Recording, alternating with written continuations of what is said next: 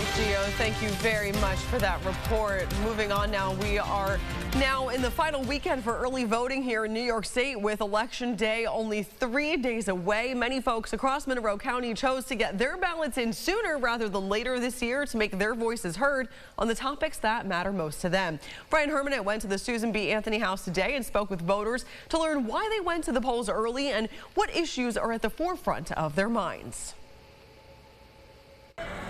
Here in Rochester, early voting has been a popular choice for many people who are casting their ballot this election season.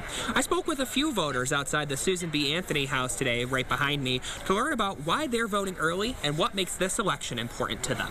Of course, we had to be here with Susan B. Anthony. If it wasn't for her and her contributions, I might not even be here today voting.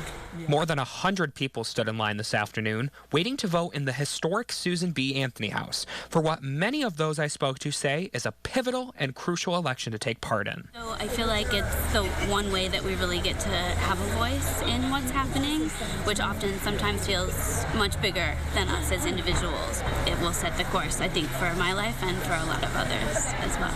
Early voting started last weekend, and the turnout since then has been huge here in Monroe County.